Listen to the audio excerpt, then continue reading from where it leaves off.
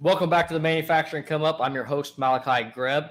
Here today we have a special guest and a entrepreneur who's had a heck of a career run, Mitch Free. How's it going? Hey, Malachi, it's fantastic. Thanks for inviting me today. Yeah, no problem. And with a company name that I can barely pronounce as most English words, Ziki. Yeah. Can you give us a rundown of what that is?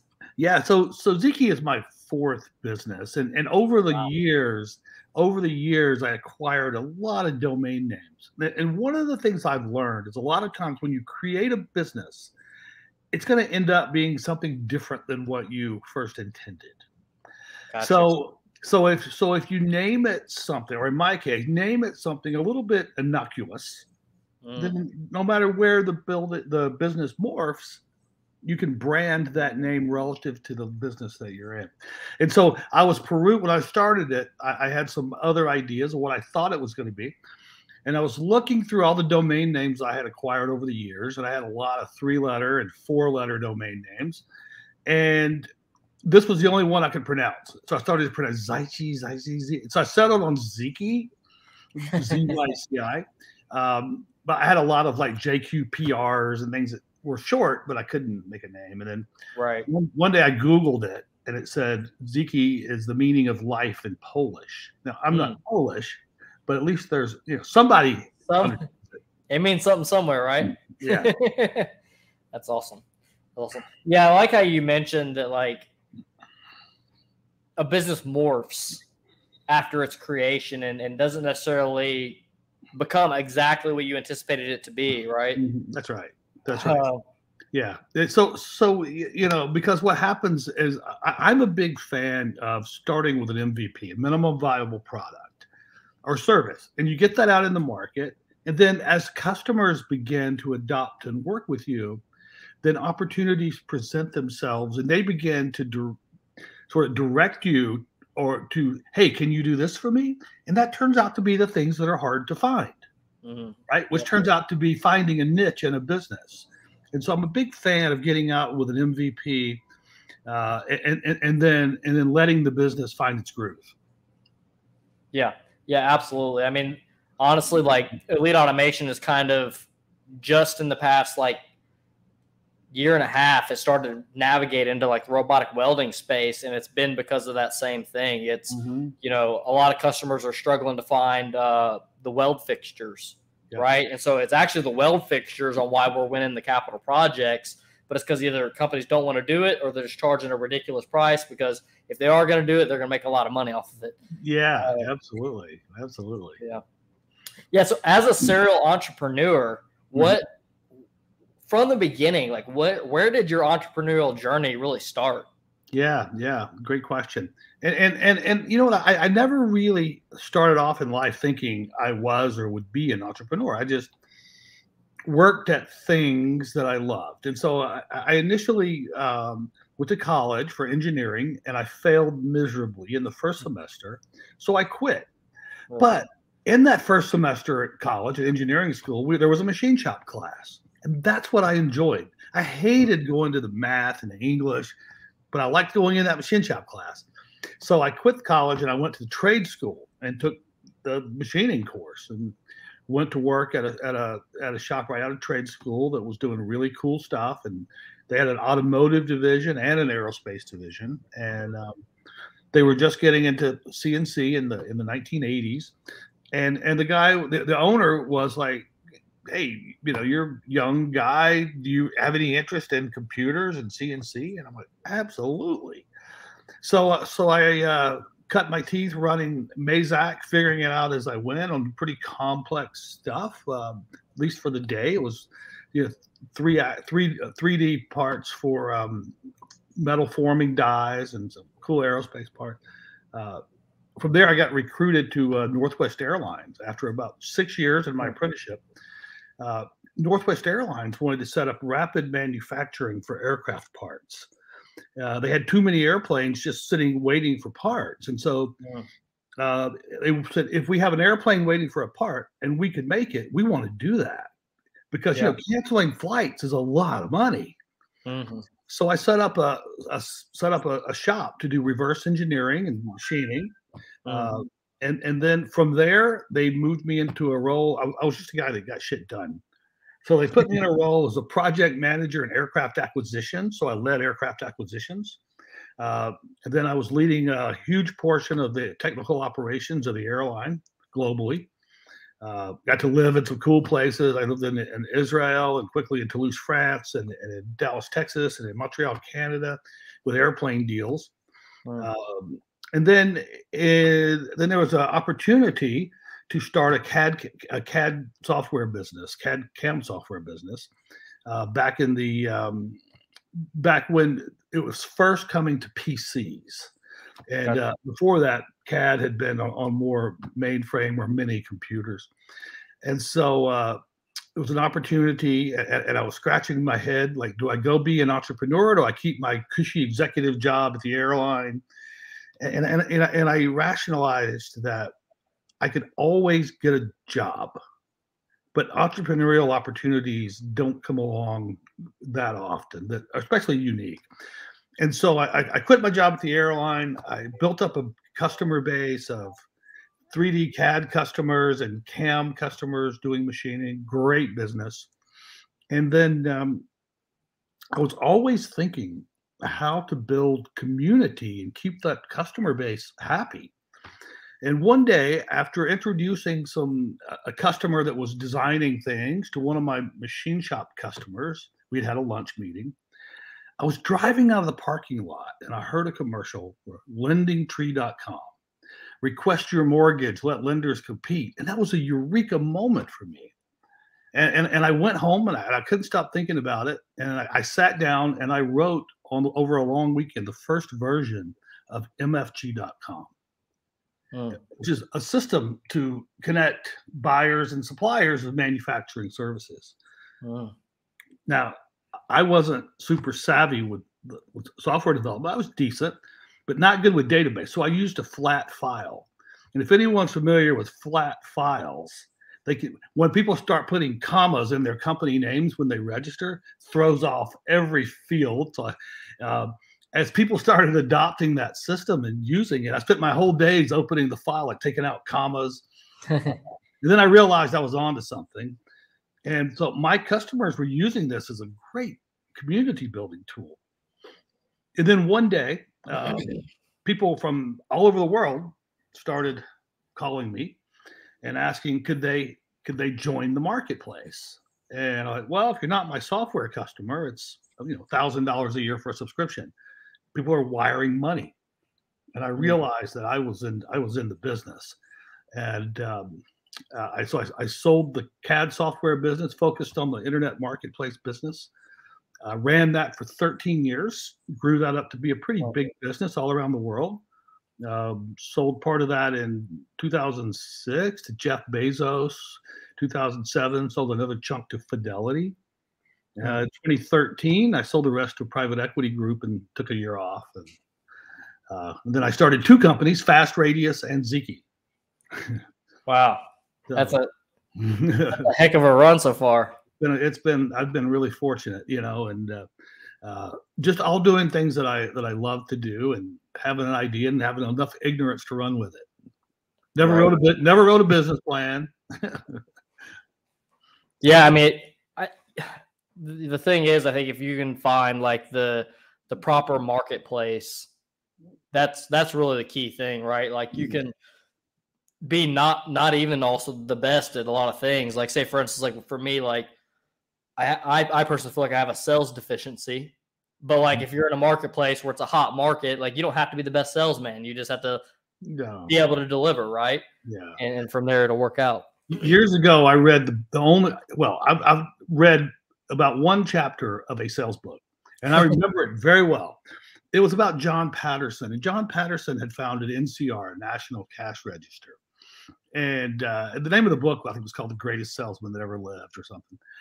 And in the very first chapter, he talks about people love to buy, they hate to be sold. Right. And so when you have a product that is compelling, you don't have to sell. When you have a value proposition that's compelling, people buy, right? Yeah. And people hate to be sold. And so I think that's part of the reason for your success is you're not trying to sell. You've just created something that offers intrinsic value, and the people that love to buy or need to buy that, they know where to get it. Right. Absolutely. Can you take us back to your deal with Jeff Bezos? Yeah. Yeah. So I'll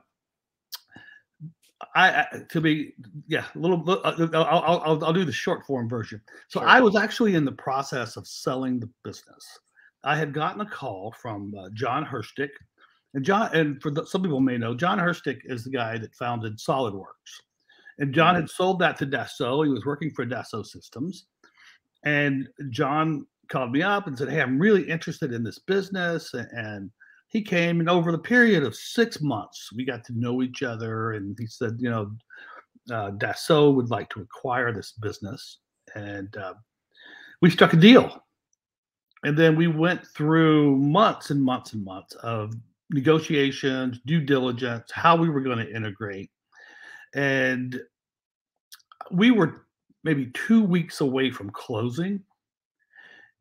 And I get a call from this guy who says, "Hey, I work for Jeff Bezos, and he would love to meet you." And I'm like, "Really? Is it?" So we set up a time for me to fly to Seattle. All the way there, I'm thinking, I'm getting pumped. This is because this is like he's punking me, and I'm going to get to Seattle, and it's going to be a big joke. So, but I fly there. I remember walking in the building of Amazon, which at that time was in a hospital. Amazon had rented a hospital that had been abandoned and had that for their headquarters. It was really cool. Still had up all the emergency signs and everything there. So I go to the receptionist, and she says, "Can I help you?" And I'm like, "Yeah, I'm here to see Jeff Bezos." And she goes, "Yeah. Do you have an appointment?" and I'm like, "Well, I think I do." And so I sit down with all the people filling out applications, and they're all kind of cutting their eyes at me like, "Who's this guy?" And then it was 3 minutes later, his assistant came down and said, come with me. Jeff's waiting." So we went up, and I went to this conference room, and Jeff was he was like, "It's so great to meet you. I'm fascinated with your business, and here's how it works." And he just started peppering me with all these questions. How did you know how to do this? How did you do it so well? What's your revenue model? How are you going to scale this thing? On and on and on. And I was like, wow, this guy really is into my business. And we were probably 30, 45 minutes. And then his handlers came. I was like, "Jeff, you got to go. He said, give us 10 more minutes. We just keep batting." And then he left. He had to go. I remember saying, "Hey, can I get a photo? I think I'll never see this guy again." And so, he said, "Yeah, sure." So I wish I would have taken my visitor badge off. It would have been a cooler photo. But I can always try to Photoshop it. But I go back to my hotel, and I'm thinking, what the hell just happened? And so I'm just kind of sitting there, and then the phone rings, and it was his assistant again, and said, "Hey, Jeff said for me to send you a term sheet that he wants to be in business with you." And I'm like, "What?" She said, "Did you guys discuss terms?" And I'm like, "Wasn't a mention of it." And she said, "Well, he wants to invest, to be a partner or something. He likes you. He wants to be in business with you." And I said, "Wow, I don't know what to say." And so she called me back and said, "If it's okay, I'll just get with your CFO and get some numbers, and we'll make an offer. And you can sell, some portion of the business to Jeff." And I'm like, "That's really flattering, but I can't because I'm under. I can't." I didn't tell them why because I was under NDA with Dassault that I'm not supposed to be sharing it at that point in time, right? Gotcha. And so she says, "Okay." So she calls it back. Says, "He said he's not taking no for an answer." So we volleyed it back. I'm like, "Fine, if you guys want to make an offer, make an offer." So they got some numbers. They made an offer. It was very generous. But I still said no. I can't. And then 2 days later, Jeff calls me and says, "Hey, I've cleared some time on my calendar. I don't know why you don't want to work with me." He's like, I know how to scale an internet business. I get what you're doing. And the reason he knew so much was his engineers at Blue Origin in the early days were using my service to get their parts made. And they had told him all about it, and he had kind of used it under one of their names.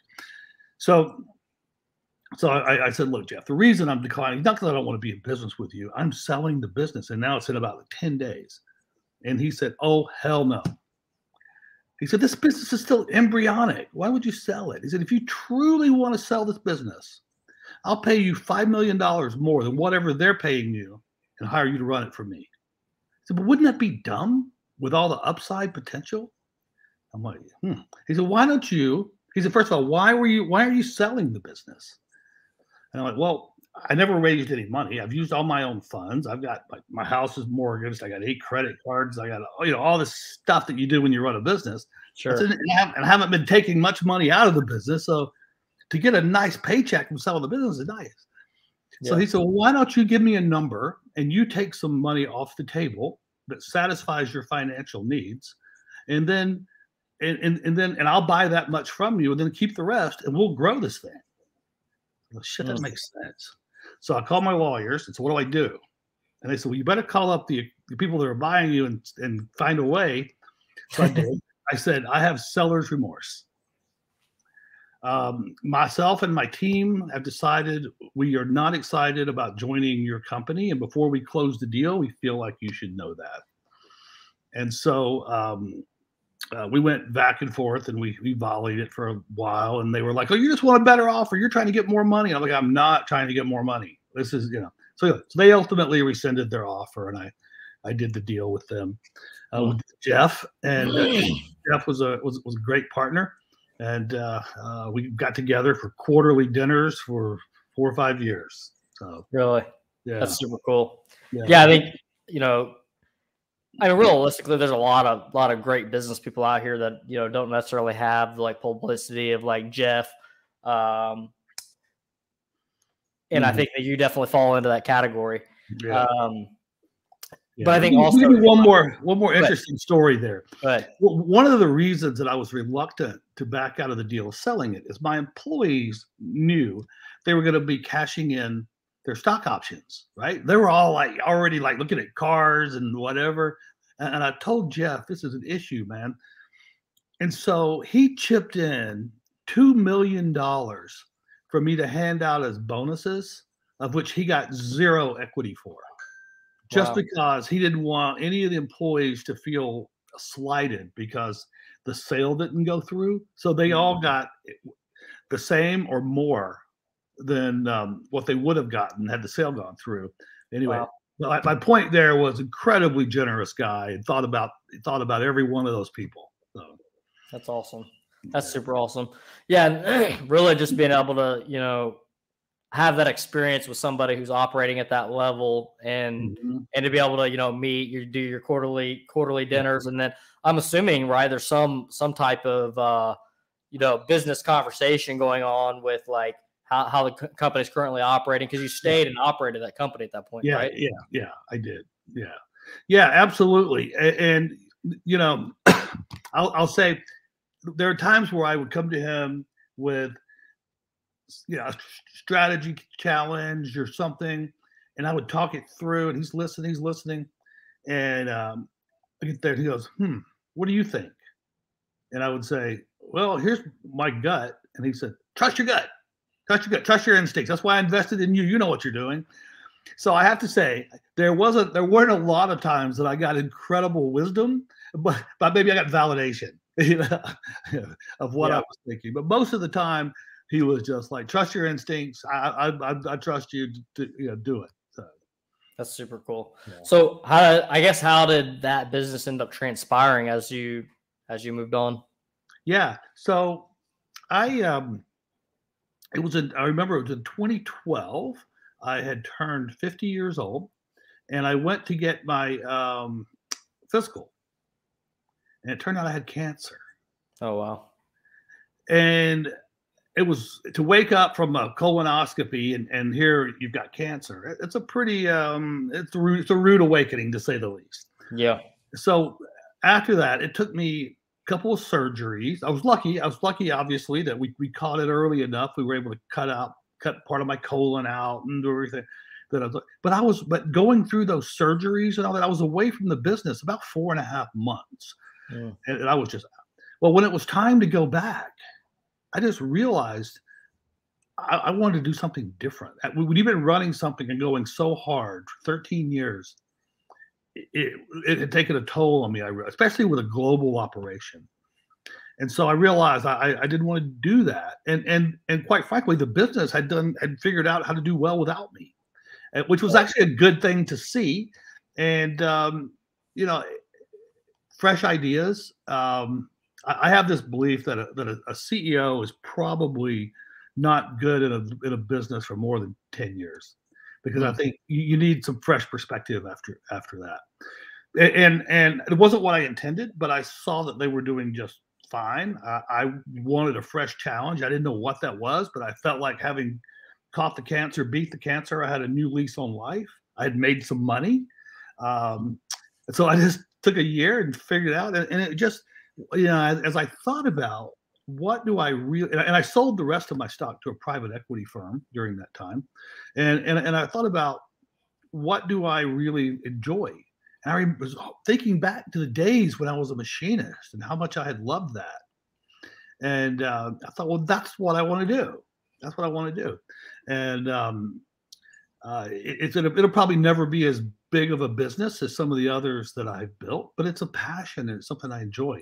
And so it turned out that Ziki has become a pretty decent size business by default.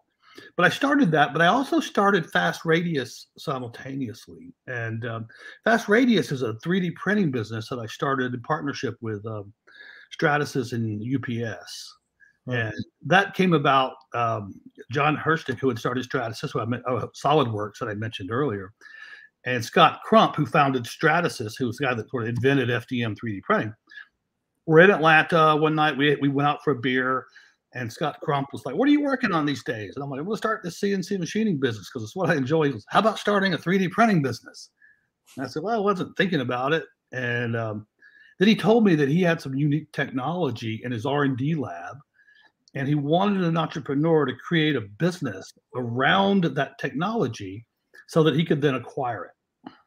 That if he tried to take that technology and do a startup internally, it might not be as successful because the people working inside of a corporation typically aren't that entrepreneurial. And if they are, they're bound by the rules of the corporation. So it's hard to innovate and do stupid things, try crazy things inside of a corporation. Gotcha. So I started Fast Radius, and part of the thesis of that was to have lots of 3D printers embedded at logistics hubs around the world to build a connected additive manufacturing cloud in order to facilitate digital virtual inventory. So SKUs that don't exist until someone orders them, and then they get printed, want a box and delivered. Yeah. So I built that in partnership with UPS. Gotcha. And I sold my shares, my portion of that business in 2018. Gotcha. With starting multiple companies at one time, did you operate those companies as separate companies? I did because Fast Radius was intended to be sold to Stratasys. Didn't work out because they got themselves in a bit of a trouble. They bought MakerBot, messed up their market cap, etc. But yeah, I ran them as separate businesses because Ziki was always intended for me to be the owner and run it. I have no partners, no board of directors, no investors, no debt, create no business. And then Fast Radius was intended to be sold, so I kept them as separate businesses. Yeah, I mean that definitely makes sense, especially too. It seems like their business models are like quite a bit different from one another as well. Yeah, absolutely. I could see like if you operated both of them together, if you were basically doing 3D printing alongside of like your CNC, where basically you're just a 3D printing manufacturer in a sense. Yeah, sure. Right? Yeah, they do coexist quite well. I mean, even today with Ziki, we machine a lot of metal 3D printed parts, and we don't have metal 3D printers in house. But our customers will ask us to handle the whole thing, and then we'll outsource the metal 3D printing. And the reason is I've yet to see a metal 3D printed part that didn't get machining after it was printed, right? Because you're always establishing datums or putting your holes in it or threads or truing up a bore, and so so they do coexist, but additive in general is an easier business than CNC machining, particularly in the polymer side of things. A lot more to know on the metal side. Where do you see the advantage of doing the 3D metal printing versus just CNCing the whole thing? Yeah, that's a great question that everyone should understand the answer to, because it's so I always say, if it can be machined, you should machine it. Absolutely. Where you get the advantages from 3D printing, particularly in metal, is by taking advantage of geometry that you cannot machine. As an example, one of the famous example is GE has a fuel nozzle for their LEAP engine, and through that fuel nozzle, they have printed like venturis, so passages that get smaller and bigger. There's no way you could drill that or machine that inside of a part, right? Yeah. But what that does is it helps atomize the fuel better, which results in a significant fuel savings. I think they claim 18 to 20% better fuel utilization. Wow. So and then injection molding, conformal cooling, printing in cooling lines that run through the injection mold that actually conform to the geometry. So they're sort of snaking cooling channels inside of a part. No way you could do that. Hypersonic missile components. Can build in baffles and things that'll dissipate the shock wave. No way to get in there and machine those. Rocket companies are printing rocket casings, and instead of having fuel lines that are sort of attached to the outside of the case, they're just printing channels through the part for the fuel to run through. So it minimizes assembly, but it also, that fuel running through the casings helps cool it down. Yeah. So that's just but a few, but those are the types of things where 3D printing in metal really makes sense. But if you're trying to take a machined part and say, oh, can I print it? You can, but the economics are not going to work. The only way the economics work is if it's giving you value in some other way.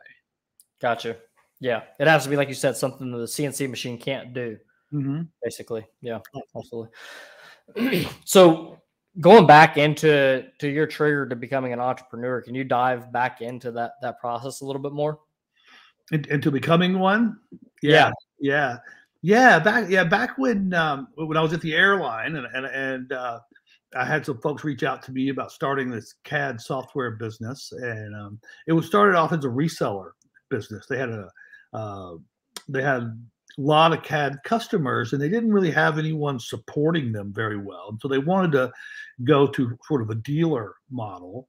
And so when I quit the job at the airline, I inherited about 2,000 customers, and I bought a laptop, and I start contacting these customers, and the real value there is a lot of them were on software maintenance. So most of them were, and I think they were paying about $1,000 a year. And I believe as the dealer, I was getting 35% margin on that. So I thought, this is a really unique opportunity to quit my job at the airline, inherit about $2 million of revenue with about 600 to 700,000 gross margin to build a business off of, and then hire some people and build that up, and then sell new software and training and stuff like that on top of it.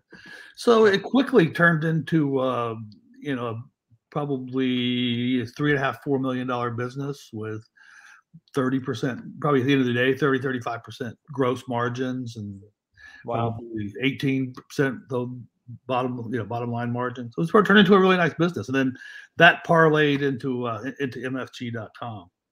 Gotcha. And then MFG.com, I took all that money that I made in that business and poured it in, plus a lot more. Back in the early days of the internet, right? We didn't have what we have today. We didn't have, Amazon, the EC2, Elastic Computing Cloud, or Amazon Web Services. You had to buy your own servers and your backup devices, and you had to have an IT team managing those servers 24 hours a day. And you had to have redundancy in different places, especially if you were global. So it was really expensive to get into the internet business. And so I spent, it's probably $3 million just getting infrastructure in place to really launch the business properly. Wow. And so I was, and I probably could have, I don't know, raised money back in that early 2000s, but I didn't know how. And I felt like it was easier for me to get it running, generate revenue from the business. I'd sell a subscription and buy a chair and sell another one and buy 2 staplers and just growing it that way. But there were some tough times. I remember going to the hospital in the middle of the night with a panic attack, or I thought I was having a heart attack. Went to the hospital, and I get there. They're like, "You're not having a heart attack. You have stress." And I'm like, "Yeah, payroll's due in 2 days, and I'm 80 grand short." So ultimately, it worked out. I found the way to pull in some advanced revenue and get some customers to pay early and stuff. But there was a lot of stress along the way, and I'm sure anyone who's built a significant business can relate to that. Yeah, absolutely. Businesses do not go linear. Yeah, 101%. Yeah, that's one thing that's in my mind now is like we've grown very aggressively over the past 3 years, and I'm not gonna say that I need a break from the growth, but I need a break from the growth. You know what I mean? Like just like let things be a little bit like smoother, a little bit more predictable. Maybe let there be a little bit more money sitting in the bank versus just like, okay, we have money, let's invest it. That's a hard thing to do when there's opportunity confronting you, right? Yeah. But it is a very good discipline to have and to implement, right? You don't want to miss opportunities, but at some point, you don't want to burn out yourself, burn out your team, right? Or let the quality of your service suffer some. And I can say that speaking from someone who's been through that cycle before, where because as you grow and things become a little more disorganized, it consumes more cash. There's more risk out there, more communication to do with internal people, with customers, etc. And what I have learned, and some of it learned the hard way, is there are times where you do need to plateau for a year and then work on systems and processes, training, those types of things, and then get yourself ready to take off exponentially again. Because I think your intuition is right. If you stay on that growth curve, then some of the foundation doesn't get in place to facilitate even better growth. And it's really hard because if you get too far along, people have that saying, it's like trying to change the wings on an airplane while it's flying. Right. Better to land, change the wings, and take off again. Yeah, absolutely. Yeah, like for us, like it's been this year, what I would consider we just reached organizational size, where like we essentially have departments of each kind. And, now that we've gotten to the point where those departments are set up, now it's a matter of like, kind of like you said, fortifying those departments and making them stronger, putting more procedures in place. Like there's been a lot of things. It's like we built procedures as we've gone, but then like, even like this year, like I pretty much led our sales, and I'm not a sales guy and not had any sales experience.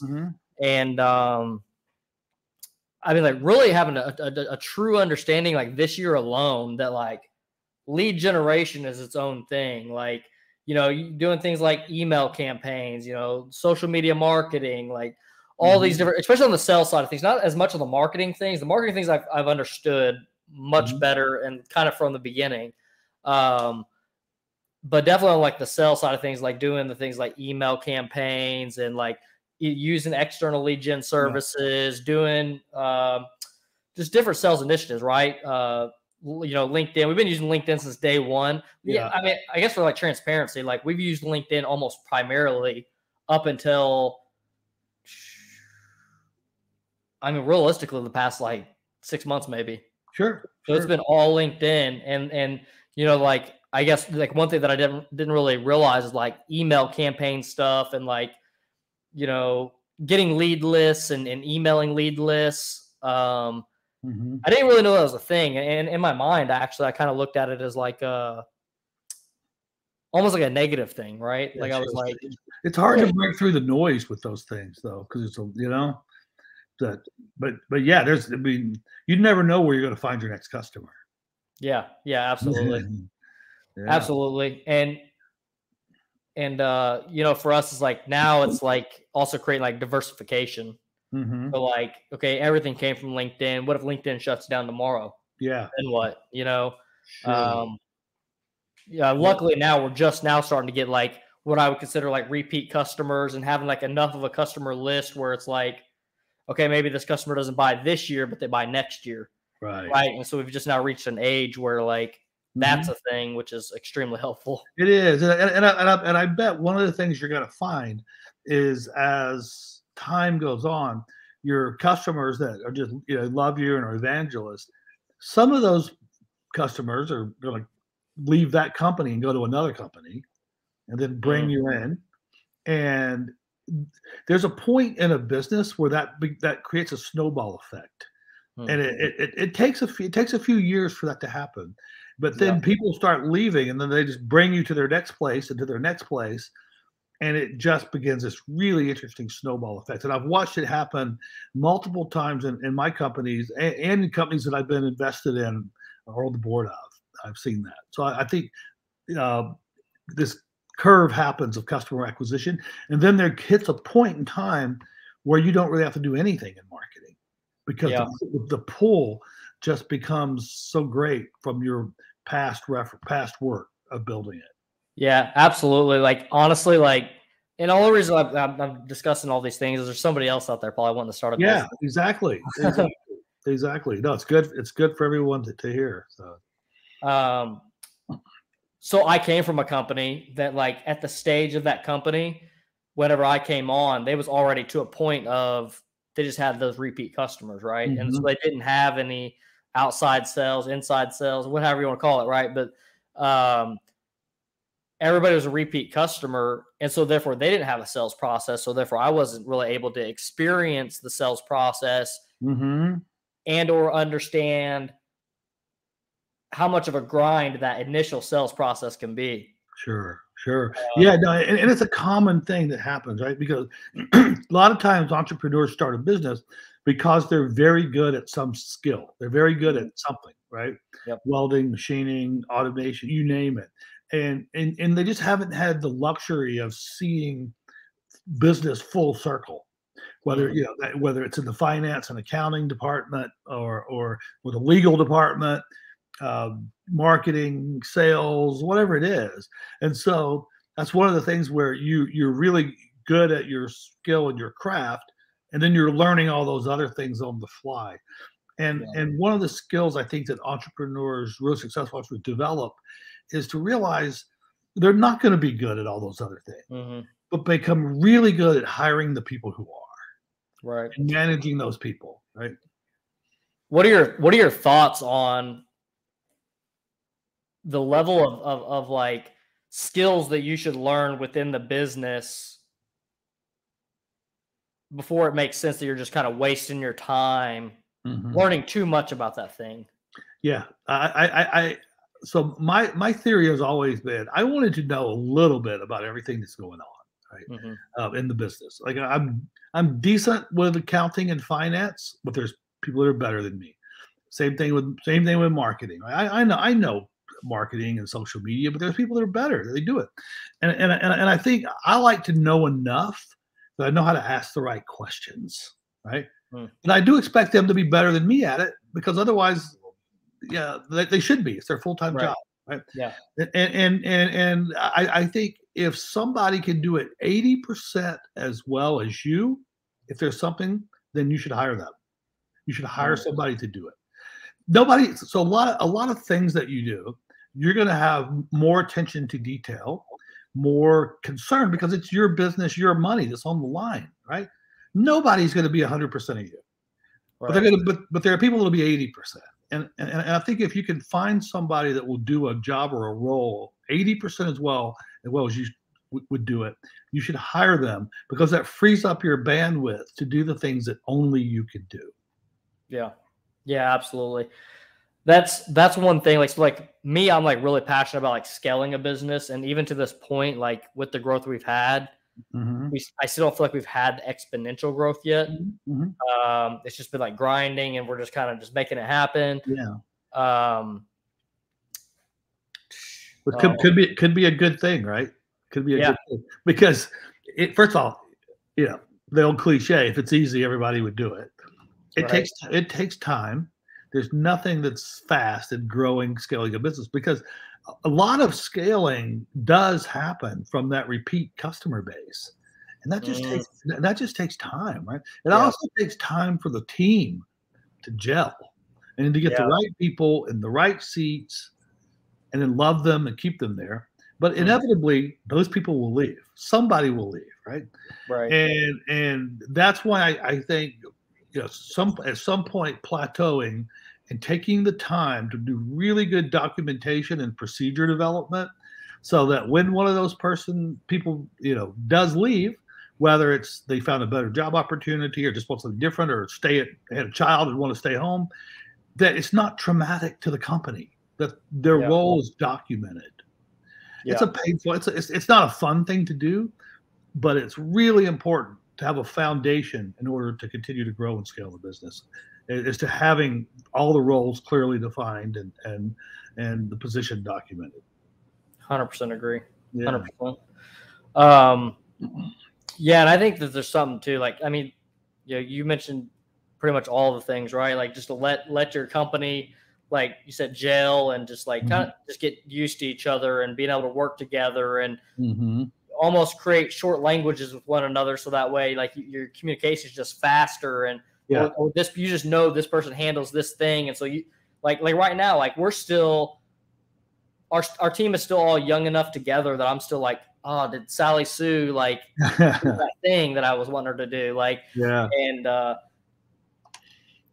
and that's a lot of us entrepreneurs are perfectionists in a way. We want everything to be perfect, right? And it's difficult sometimes when someone forgets to do something or doesn't quite do it the way we would have done it. But it's an important learning that you'll never scale if you don't learn to let that go a little bit. And your customers are probably not noticing it as much as you do. Right? Yeah. That was a hard thing for me, in the early days, was to learn how to let people do things, and so sometimes they do it different than I would have done it. Doesn't mean they did it the wrong way. Just let it be okay. Otherwise, I'm going to end up doing it myself, and I'm better off doing the things that I'm uniquely prepared for. Yeah, I'm glad you bring that one up, because it's something I like very recently identified, that like I'm like analyzing, like when I do get frustrated about things within the company, like why am I getting frustrated? And I kind of have realized almost always it's because, like, I'll say it's like almost like an OCD of like, I think this should have been done this way. And not even necessarily, it's like maybe there's a procedure to it, right? Like every time we have a customer meeting, the customer information is supposed to be in the calendar link. Our information is supposed to be in the calendar link, just so it's easier for everybody, right? Our whole team can access it there. The customer can access our contents there. And so like it's something like that is like missing. I noticed like, gosh, like, how is this not done? Like, you know what I mean? Like, those are the things where you just kind of bite your tongue and do it. That's it. And then whoever was supposed to have done it probably notices it. Right? Oh, I should have done that. Yeah. Like that's the big thing, is like to not get so frustrated about it, right? Like if it's just let it go, and hey, mention it. Maybe don't even mention it. That's another thing that I notice I'll do a lot of, is like I'll mention things too much. And it's like it's kind of taking away my own bandwidth to say, because like it's like wanting things to be perfect, and so it's like wanting to correct whatever the thing was. Just stepping back. Exactly. Good. What are some other valuable tips you can give to an entrepreneur? I mean, I think I've got a lot, so we'll keep. I'll just rattle through a few that come to mind in no certain order. One of the, I get a lot of calls and messages from people wanting me to, to mentor. I want to start a business. I just graduated college, and the initial thing that runs through my mind is, you're not ready to start a business, right? I'm sure you're smart, and I think we have this culture where a lot of people want to be entrepreneurs. Everybody wants to be an entrepreneur. But I think it's a really good idea to go spend some years learning your craft, try to get some opportunities learning other roles, right? Maybe work in finance a bit, maybe work in sales for a bit, work in the factory some, right? Do those things in order to get the skills. Then I think when you go to start a business and be an entrepreneur, you'll be much more well-rounded and not sort of lopsided in your skills and your experience.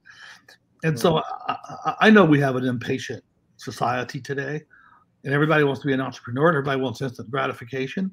But I think it's worth it to get some years of experience inside of other businesses, watching how they're run and how they're done, and learning what they do well and what they don't do well. So I think, so that's why. Another one I think is people, I'll hear say, "Oh, I'm trying to come up with this genius idea. I'm trying to come up with something that nobody's done yet, or whatever." And I think you don't have to. You just take everything and do it well. I once had an employee who came to me and said he was quitting to start his own business, and he was a really good programmer, DBA, database guy. And I said, "What are you going to do?" And he said, "I don't even really want to tell you. You're probably going to laugh at me." And I'm like, "I'm not going to laugh at you." He said, "I'm going to put up fences." And he said, "My wife and I have been trying to get a fence up for our backyard." He said, "We had to call 5 people before somebody would come out and give us a quote. He said, "And then we wanted to place the order, and we had to chase them in order to get them to take our order. Then they didn't show up when they were supposed to. They were weeks late. They left a mess when they finished." He said, "So my wife and I decided we're going to create a fence business, and we're going to show up when people call for a quote. We're going to give a quote back within 24 hours. We're going to show up when we agreed to install the fence. And when we're done, we're going to clean up and send a thank you note." And the guy went on and developed an incredible business. It's a pretty big business today, putting up fences. So you don't have to do anything incredibly unique or reinvent something. Just take something and do it well. I was listening to like an audiobook or something like that over the past few weeks, and it was like, basically, if you can start a business, obviously execute on the business, and do it 20% better than your competitor, then you're win. You win.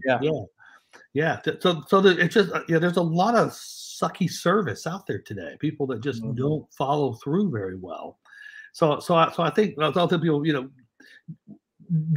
don't have to invent something that's never been done before. Just take something that you know or you experience that is lacking and do it, and just do it well. Just do it well.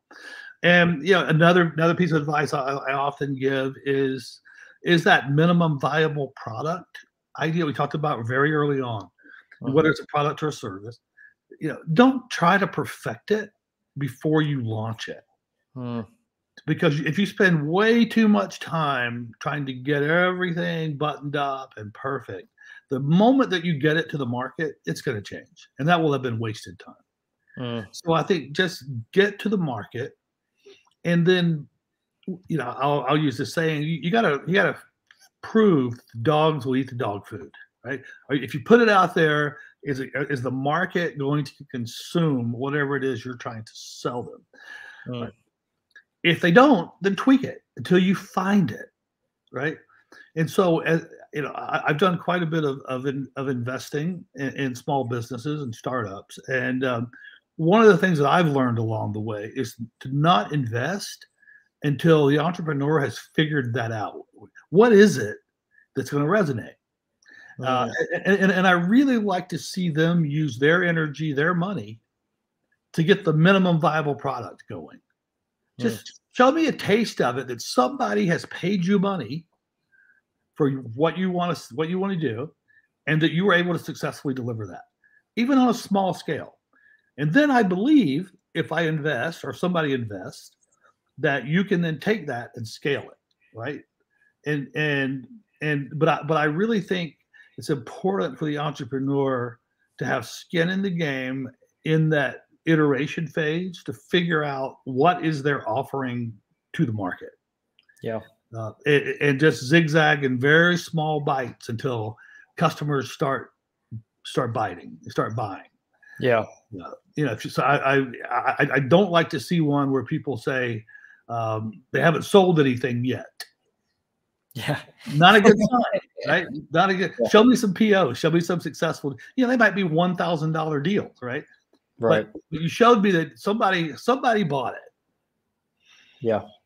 Yeah, absolutely. And one, like you said, just being able to exhibit that you can sell whatever that product is.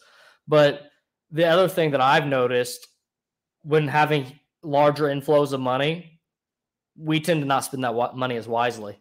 Mm-hmm. We tend to not start spending our money wisely until we have to start spending our money wisely. Yeah. And it's a completely different mindset right now. Like if we get into a position where we're getting tight on salaries and, customer payments not for 60 days out, now it starts to become a question. What can we cut back on anything? What exactly don't we need that we're doing right now that, or can we shift people from this department, maybe from like marketing department to sales department to maybe get some more immediate return on some of our labor.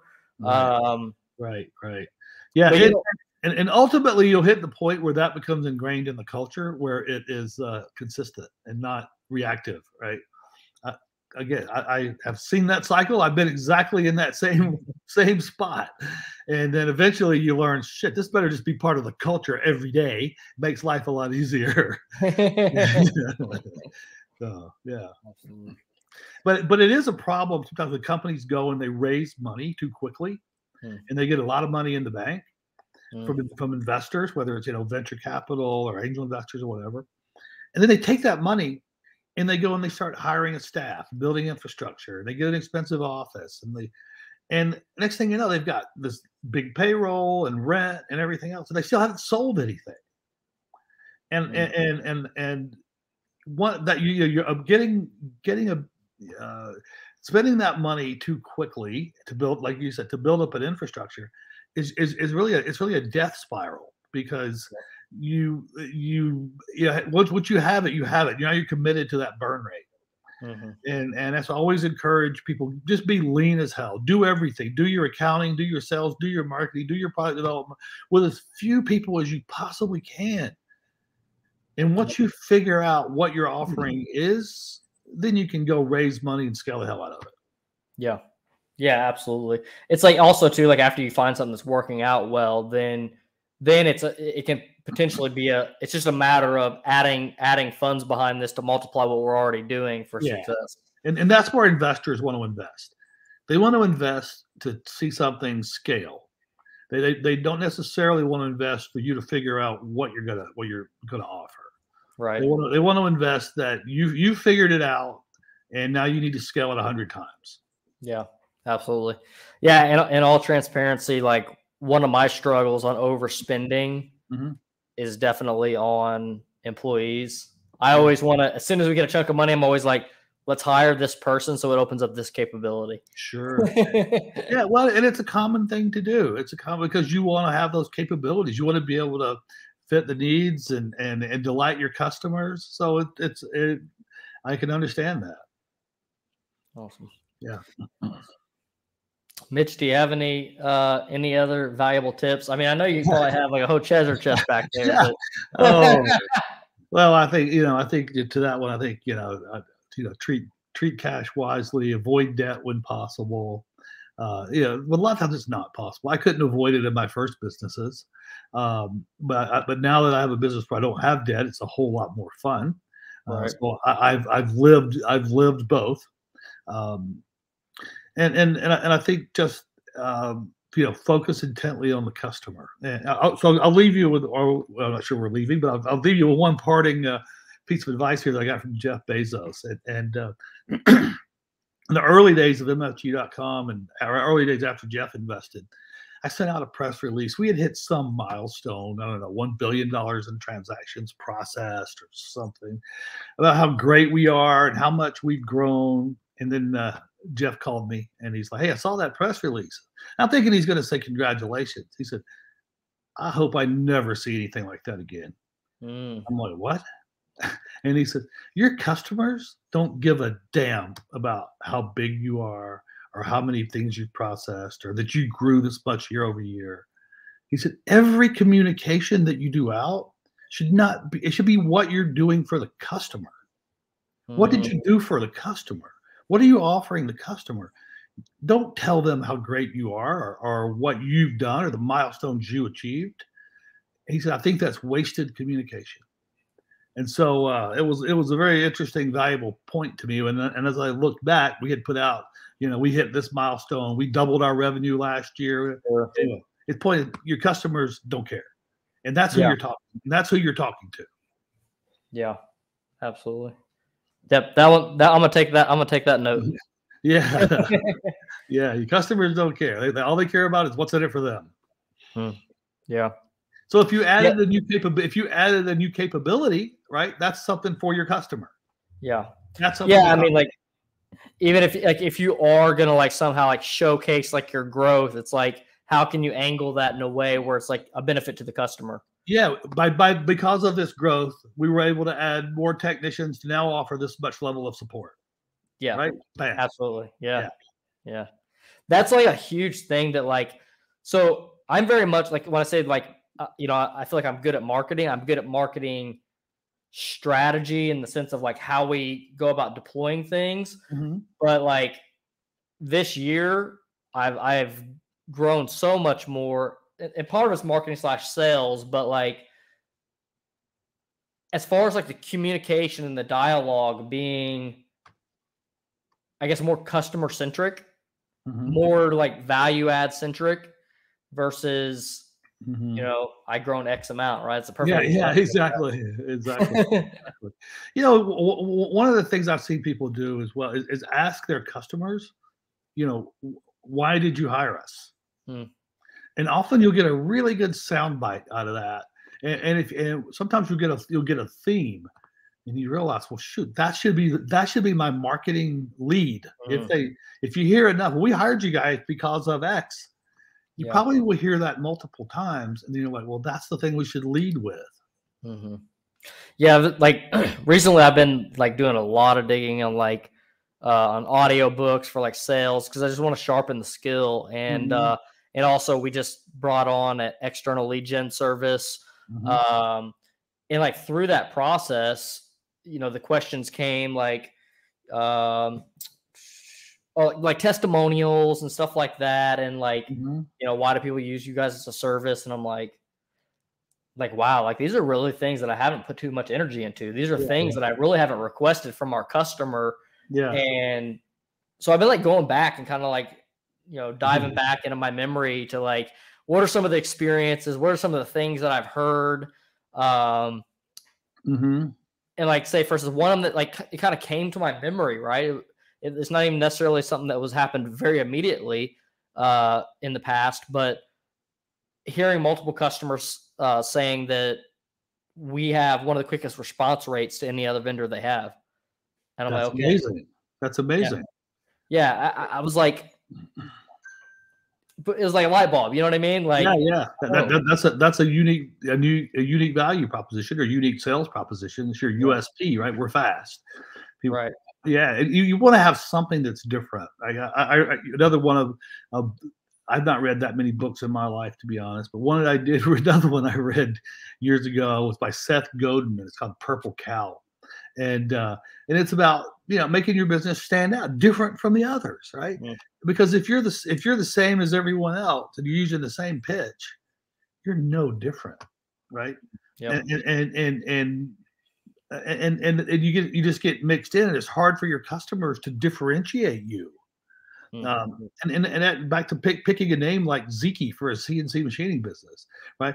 The majority of the businesses out there are, Southwest Precision, Northern Precision, Absolute Precision, and they're all the same. How do you differentiate it? So I went, to a part of picking a name that's brandable, or a mantra that's brandable, or something that makes you unique. And you got, for domain names, you got GoDaddy, right? Nothing about domain name, but it's memorable, right? Yeah. Yeah. I got kind of a funny story about that. I don't know if I can get into it, but put it this way: my girlfriend said, was GoDaddy.com. Yeah, there you go. I like it. Yeah, there was something I had in my mind that. Oh well. Oh yeah, I was gonna ask what have you used to learn through your business processes? It's like books. I mean, like mentors. What? Yeah. So the best thing that ever happened to me, it was probably 20 years ago. I joined Entrepreneur Organization, and it's EO is the group, and there's members and chapters all around the world. And in Atlanta, there's a couple hundred members, but then there's forums, and in my forum, there's 10 people, and we're all in different businesses, so nobody's competitive, and we get together once a month for 3 hours, and people in this very closed environment where what's said in the room stays in the room, and because no one is competitive, people feel free to share their struggles with their business life, their struggles with their personal life, things that are going on in your head that you don't want to tell your employees, you don't want to tell your customers, you probably don't want, sometimes you don't even want to discuss it with your spouse, right? And joining that group where you got 9 other entrepreneurs to bounce things off of and run through challenges of growing infrastructure, capital, it's been just incredibly invaluable. And when we started, we were all pretty green, and we're all pretty green, and today everybody's got had multiple businesses and successes, and so now it's more of a social group than it is a learning group. But it certainly it's friends for life, because we've been together and shared a lot and seen each other's ups and downs and everybody's secrets, and so. Yeah, that's super powerful. Yeah. I definitely got to look into seeing if I can get involved in something like that. Look it up. It's just EO Entrepreneur Organization. I'm sure there's one in Indiana. Okay. And just join a forum, and you'll meet some other cool people, and everybody's helping everybody out. It's a lot of fun. Yeah, absolutely. I mean, can I even imagine if you were in that for 5 years, and then you're like, hey, I'm dealing with this issue, and then even somebody in that group, remember we dealt with the same thing 2 years ago, or you dealt with that same thing 3 years ago. Yeah. Exactly. And there's a format to the meetings, and everybody gives updates on their business, and you set goals for your business, whether it's revenue or whatever the goal is, or I'm going to put these processes in place, and you tell this group. This group helps hold you accountable. Next meeting, we see your progress. Let me see your numbers. We see your books. How your finances looking. So it's a really good peer group to help hold you accountable. Yeah. Absolutely. Well. And then when you have issues, you present them, and then the 9 people help you brainstorm through them, and it's really powerful. Absolutely. 100% going to look into that one. Yeah. Mitch, where can people find you at? Well, Zeke.com is a good one. ZYCI.com, and just Mitch at Zeke.com is the best way. And I'm on LinkedIn and a lot of other places. And so always love connecting and sharing stories and helping out where I can. Thank you, Mitch. I'm definitely super honored to have you on our show. I could probably make this a 3-hour podcast if you'd let me. Yeah, we could do it.